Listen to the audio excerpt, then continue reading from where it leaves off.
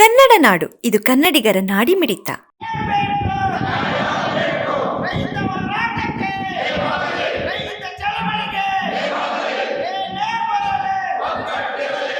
ಯಾರೇ ಆಗಿರಲಿ, ರೈತನ ಪಾದ ನೋಡಿದ್ರೆ ಅವತ್ತು ದೇವರು ನೋಡ್ದಂಗೆ ಅಂತೇಳಿ ಅವರು ಹೇಳಿದ್ದಾರೆ. ಅದೇ ಈ ಮನುಕುಲಕ್ಕೆ ಶ್ರೇಷ್ಠವಾದನು ಈಗ ರೈತ ಅಂತ ಅನ್ನ ಬೆಳ್ಕೊಡೋನು, ನಮ್ಮನ್ನೆಲ್ಲ ಇರುವಂತ ರಾಶಿಯನ್ನು ಸಾಗಿ ಸಲ್ತಕ್ಕಂಥನು ರೈತ. ಅವನು ಇಲ್ಲದೆ ಜಗತ್ತೇ ಇಲ್ಲ ಅಂತ ಹೇಳಿ ಬೆಳಿಗ್ಗೆ ಎದ್ದು ರೈತನ ಪಾದವನ್ನು ಯಾರು ನೋಡ್ತೀರಿ ಅವರು ಪುಣ್ಯವಂತರು, ಅವನೇ ದೇವರು, ರೈತರೇ ದೇವರು ಅಂತ ಹೇಳಿದ್ದಾರೆ. ಆದರೆ ಇವತ್ತಿನ ರಾಜಕಾರಣಿಗಳು ಎಲ್ಲ ವ್ಯವಸ್ಥೆ ಇದ್ದು ಕೂಡ ನಮ್ಮ ರೈತರನ್ನು ಒಕ್ಕಲೆಬ್ಬಿಸ್ತಾ ಇದ್ದಾರೆ. ಇವತ್ತು ಎಲ್ಲ ಕಡೆನೂ ಖಾಸಗೀಕರಣ, ಟೆಲಿಫೋನ್ ಖಾಸಗೀಕರಣ, ಅಂಚೆ ಕಚೇರಿ ಖಾಸಗೀಕರಣ, ವಿಮಾನಯಾನ ಖಾಸಗೀಕರಣ, ರೈಲು ಖಾಸಗೀಕರಣ, ವಿದ್ಯುತ್ ಖಾಸಗೀಕರಣ. ಇನ್ನೇನೈತಪ್ಪ ಈ ದೇಶದಂದ್ರೆ, ಈ ದೇಶದ ಭದ್ರತೆ ಮಾಡ್ತಕ್ಕಂಥ ಸೈನಿಕರನ್ನು ಈಗ ಖಾಸಗೀಕರಣ ಮಾಡೋಕ್ಕೆ ಇವ್ರು ಸಂಚು ನಡೆಸ್ತಾ ಇದ್ದಾರೆ. ಈ ದೇಶ ಕಾಯಕ್ಕೂ ಕೂಡ ಖಾಸಗೀಕರಣ ಮಾಡ್ತಾರೆ ಇವರು. ಯಾವುದೋ ಅಮೇರಿಕ ಕಂಪ್ನಿನೋ ರಷ್ಯಾ ಕಂಪ್ನಿಗೋ ಒಂದು ಯಾವುದಕ್ಕೋ ನಮ್ಮನ್ನ ಭದ್ರತೆ ಮಾಡ್ರಪ್ಪ, ಇಷ್ಟು ದುಡ್ಡು ತಗೊಂಡ್ರಿ ಅಂತ ಹೇಳಿ ಇವತ್ತು ಅದನ್ನು ಕೂಡ ಮಾರಿ ಇವತ್ತು ಲಂಬಾಯಿಸ್ಬೇಕಂತ ಒಂದು ಕೆಲಸವನ್ನು ಮಾಡಿದ್ದಾರೆ. ಯಾಕಂದ್ರೆ ಡಿ ಕೆ ಶಿವಕುಮಾರ್ ಪತ್ರಕರ್ತರ ಸಂವಾದದಲ್ಲಿ ಹೇಳಿದ್ರು, ಅವರು ನಾನು ಬೆಂಗಳೂರಿಗೆ ಬಂದಿರೋದು ಹುಡುಗಾಟಿಕೆಗೆ ಬಂದಿಲ್ಲ, ನಾನು ವ್ಯವಹಾರ ಮಾಡಕ್ ಬಂದಿದ್ದೀನಿ, ಬಿಸ್ನೆಸ್ ಮಾಡಕ್ ಬಂದಿದ್ದೀನಿ, ನಾನು ದುಡ್ಡು ಹಾಕ್ತೀನಿ, ದುಡ್ಡು ತೆಗಿತೀನಿ, ನಾನು ಹುಡುಗಾಟನೇ ಮಾಡೋದೇ ಇಲ್ಲ ಅಂತ ಹೇಳ್ತಾ ಇದ್ದಾರೆ. ಆದ್ರೆ ಇವತ್ತು ಮುಖ್ಯಮಂತ್ರಿ ಆಗಿರ್ತಕ್ಕಂಥ ಶಿವಕುಮಾರ್ ಅವರು ಸಾವಿರಾರು ಕೋಟಿ ಕಪ್ಪು ಕಾಣಿಕೆ ತಗೊಳ್ಳೋದಕ್ಕೆ ಇವತ್ತು ವಿದ್ಯುತ್ ಅನ್ನ ಖಾಸಗೀಕರಣ, ಟಾಟಾದವರಿಗೆ ಖಾಸಗೀಕರಣ ಮಾಡಕ್ಕೆ ಹೊರಟಿದ್ದಾರೆ. ಇವತ್ತು ಏನ್ ಹೇಳ್ತಾರೆ, ಅದಕ್ಕೆ ಯಾಕೆ ಖಾಸಗೀಕರಣ ಮಾಡ್ತೀರಿ ಅಂತಂದ್ರೆ ಲಾಸ್ ಆಗುತ್ತೆ ಅಂತ ಹೇಳ್ತಾರೆ. ಆದ್ರೆ ನಾವ್ಯಾರು ಕೂಡ ಹಳ್ಳಿ ಜನ ಬಡವರು ಬಗ್ಗರು ನಮ್ಗೆ ಎಷ್ಟು 10 ರೂಪಾಯಿ 20 ರೂಪಾಯಿ 50 ರೂಪಾಯಿ ಬರುತ್ತೆ, ನಾವು ಕರೆಂಟ್ ಬಿಲ್ ಕೊಡ್ತಿದ್ವಿ ಮನೆಗಳಿಗೆ. ಹಾಗೆ ಇವರೇ ಹೇಳಿದ್ರು ಫ್ರೀ ಕರೆಂಟು ಘೋಷಣೆ ಮಾಡಿದ್ರು. ಮಾದೇವಪ್ಪ, ನಿನ್ನ ಮನೆಗೂ ಫ್ರೀ, ನಿನ್ನ ಹೆಂಡತಿಗೂ ಬಸ್ ಫ್ರೀ, ನನ್ನ ಹೆಂಡತಿಗೂ ಬಸ್ ಫ್ರೀ, ನನ್ನ ಮನೆಗೂ ಫ್ರೀ, ನಿನ್ನ ಹೆಂಡತಿಗೂ 2,000, ನನ್ನ ಹೆಂಡತಿಗೂ 2,000, ಎಲ್ಲರೂ ಕೂಡ ಸಮಾನತೆಯಿಂದ ಇದನ್ನ ನಾವು ಘೋಷಣೆ ಮಾಡ್ತಾ ಇದೀವಿ ಫ್ರೀ ಅಂತ ಹೇಳಿ ಅಂತ ಮಾಡಿ ಇವತ್ತು ಲಾಸ್ ಆಗುತ್ತೆ ಅಂತ ಹೇಳ್ತಾರಲ್ಲ. ಆ ಲಾಸ್ ತುಂಬಕ್ಕೆ ಇವತ್ತು ಖಾಸಗೀಕರಣ ಮಾಡೋದಾದ್ರೆ ಇವ್ರು ವಿಧಾನಸಭೆನ ಖಾಸಗೀಕರಣ ಮಾಡಲಿ. ಹಿಂದೂರಿ ಪಕ್ಷನ ಯಾಕೆ ನಾವು ಓಟ್ ಹಾಕ್ಬೇಕು, ಇದನ್ನು ಖಾಸಗೀಕರಣ ಮಾಡಬೇಡ್ರಿ, ಬೇರೆ ಯಾರೋ ಒಬ್ಬರು ಗುತ್ತಿಗೆ ಕೊಟ್ಬಿಟ್ರಿ ಈ ರಾಜ್ಯನ ಆಳೋದಕ್ಕೆ. ಇದು ಪ್ರಜಾಪ್ರಭುತ್ವನ, ಇದನ್ನ ಪ್ರಜಾಪ್ರಭುತ್ವ ರಾಜ್ಯ ಅಂತಾರ.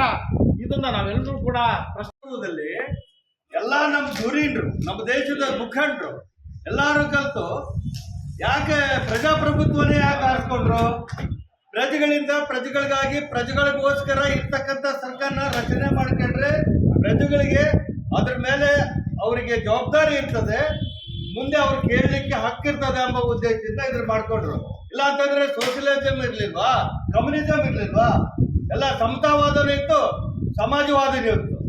ಆದ್ರೆ ಇದನ್ನೇ ಯಾಕೆ ಮಾಡ್ಕೊಂಡ್ರು ಅಂತ ಹೇಳಿದ್ರೆ, ನಮ್ಮ ಜನಗಳಿಗೆ ಇದ್ರ ಬಗ್ಗೆ ಅಂದ್ರೆ ಅವ್ರದೇ ಪ್ರಭುತ್ವ ಇರಬೇಕು, ಜನಗಳ ಪ್ರತಿನಿಧಿಗಳನ್ನ ಆರಿಸಿದ್ರು ಅವ್ರದೇ ಪ್ರಭುತ್ವ ಇರ್ಬೇಕನ್ನೋ ಸದುದ್ದೇಶದಿಂದ ನಮಗೆ ಈ ಧುರೀಣರು ನಮ್ಗೆ ಈ ಒಂದು ಸಿಸ್ಟಮ್ ನಮ್ಮ ಕೈಗೆ ಕೊಟ್ಟೋಗಿದ್ದಾರೆ.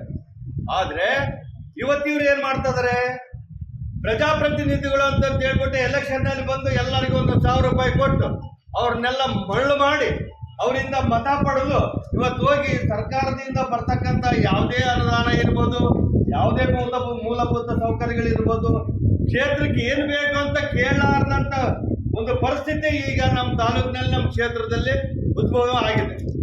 ಇಂಥ ಪರಿಸ್ಥಿತಿನಲ್ಲಿ ಮತ್ತೆ ಈಗ ರೈತರಿಗೆ ಪ್ರತಿಯೊಂದು ವಿಚಾರದಲ್ಲೂ ಯಾವುದೇ ವಿಚಾರ, ಇವತ್ತು ನೋಡ್ರಿ ಹತ್ತಿ ಪ್ರತಿಯೊಂದು ಎಕರೆಗೂ 3 ರಿಂದ 4 ಕ್ವಿಂಟಲ್ ಹತ್ತಿ ಬಂದದೆ. ಯಾವುದೇ ಕಂಪನಿಯವನ ಮೇಲೆ ಆಪಾದನೆ ಇಲ್ಲ, ಯಾವುದೇ ಸರ್ಕಾರದ ಅಧಿಕಾರಿ ಮೇಲೆ ಆಪಾದನೆ ಇಲ್ಲ, ಯಾವ ಸರ್ಕಾರದ ಮೇಲೂ ಆಪಾದನೆ ಇಲ್ಲ. ಈಗ ಬರ್ತಕ್ಕಂಥದ್ದು ಎಲ್ಲ ಮಳೆ ಮೇಲೆ ಹಾಕ್ತಾರೆ, ಇಲ್ಲ ಅಂದ್ರೆ ಟೆಂಪ್ರೇಚರ್ ಜಾಸ್ತಿ ಐತ್ರಿ, ಏನ್ ಮಾಡಕ್ಕಾಗಲ್ಲ. ಹೌದು ಸ್ವಾಮಿ, ನೀವು ಟೆಂಪ್ರೇಚರ್ ಜಾಸ್ತಿ ಐತೆ, ಇನ್ನೊಂದು ಐತೆ, ಮತ್ತೊಂದು ಐತೆ, ನೀವು ಸಕಾಲಕ್ಕೆ ನೀವು ಬೀಜ ಮತ್ತೆ ಗೊಬ್ಬರಗಳನ್ನ ರೈತರಿಗೆ ಕೊಟ್ಟಿದ್ದೀರಾ? ಒಳ್ಳೆ ಕ್ವಾಲಿಟಿ ಸೀಡ್ಸ್ ಕೊಟ್ಟಿದ್ದೀರಾ? ಕೊಟ್ಟಿಲ್ಲ. ಆ ತರ ಕೊಟ್ಟಿದ್ರು. ಪ್ರತಿ ವರ್ಷನೂ ನಮ್ಮ ಏರಿಯಾದಲ್ಲಿ ಟೆಂಪ್ರೇಚರ್ ಯಾವಾಗಲೂ ಇರ್ತದೆ. ಮಾಮೂಲಾಗಿ ನಮ್ಮ ಬಳ್ಳಾರಿ ಮತ್ತು ಚಿತ್ರದುರ್ಗ ಏರಿಯಾದಲ್ಲಿ ಯಾವಾಗಲೂ 40 ರಿಂದ 42 ಡಿಗ್ರಿ ಸೆಲ್ಸಿಯಸ್ ಇದ್ದೇ ಇರ್ತದೆ. ಈ ಸರಿ ಏನಾದ್ರೂ ಆಗಿದ್ರೆ 1 ಡಿಗ್ರಿ ಸೆಲ್ಸಿಯಸ್ ಇಲ್ಲ 1 ಡಿಗ್ರಿ ಸೆಲ್ಸಿಯಸ್ ಜಾಸ್ತಿ ಆಗಿರ್ಬೋದು, ಇಲ್ಲ ಅಂತ ನಾವು ಹೇಳಲ್ಲ. ಆದರೆ ಇಷ್ಟೊಂದು ಪ್ರಮಾಣದಲ್ಲಿ ರೈತರಿಗೆ ಇದು ತೊಂದರೆ ಆಗ್ತದೆ ಅಂತ ಹೇಳಿದ್ರೆ ನೀವು ತಗೊಂಡಿರ್ತಕ್ಕಂಥ ಕೆರೆ ಏನಿದೆ ಇವತ್ತಿನವರೆಗೂ ಇನ್ನು ನಮ್ಮ ಕ್ಷೇತ್ರದಲ್ಲಿರ್ಬೋದು, ನಮ್ಮ ಜಿಲ್ಲೆನಲ್ಲಿರ್ಬೋದು, ಈ ಉತ್ತರ ಕರ್ನಾಟಕದಲ್ಲೇ ಇರ್ಬೋದು, ಮುಂಗಾರು ಇವತ್ತಿನವರೆಗೂ ಒಂದು ಹನಿ ನಮ್ಮ ಭೂಮಿಗೆ ಬಿದ್ದಿಲ್ಲ. ಒಂದು ಹನಿ ನೀರು ಬಿದ್ದಿಲ್ಲ ಅಂತ ಹೇಳಿದ್ರೆ ರೈತರು ಹೆಂಗೆ ಬದುಕಬೇಕು? ಈಗ ನಾವು ಈ ಹಿಂದೆ ಸುಮಾರು ಒಂದು ಫೆಬ್ರವರಿ 15 ರವಿ ನಾವು ಪ್ರತಿಭಟನೆ ಮಾಡಿದ್ದು ಭದ್ರಾ ಮೇಲ್ದಂಡೆ ಯೋಜನೆ ವಿಚಾರದಲ್ಲಿ. ಅವತ್ತು ಏನಾಯ್ತು, ನಾವು ಕಾರಜೋಳ ಅವರ ಮನೆಗೆ ಹೋಗಿ ನಮ್ಮ ಪ್ರತಿಭಟನೆ ಅವ್ರ ಮನೆ ಮುಂದೆನೆ ಹಮ್ಮಿಕೊಂಡು ಅವ್ರೇನು ಹೇಳಿದ್ರು, ಚುನಾವಣೆ ಬಂದಾಗ ನಾವು ಭದ್ರಾ ಮೇಲ್ದಂಡೆ ಯೋಜನೆ. ಸಮಗ್ರ ಸುದ್ದಿಗಳಿಗಾಗಿ ತಪ್ಪದೆ ನೋಡಿ ಕನ್ನಡ ನಾಡು ವಾಹಿನಿ. ಸಬ್ಸ್ಕ್ರೈಬ್ ಮಾಡಿಕೊಳ್ಳಲು ಕೂಡಲೇ ಪಕ್ಕದಲ್ಲಿ ಕಾಣುವ ಬೆಲ್ ಐಕಾನ್ ಕ್ಲಿಕ್ ಮಾಡಿ ನೋಟಿಫಿಕೇಶನ್ ಪಡೆಯಿರಿ.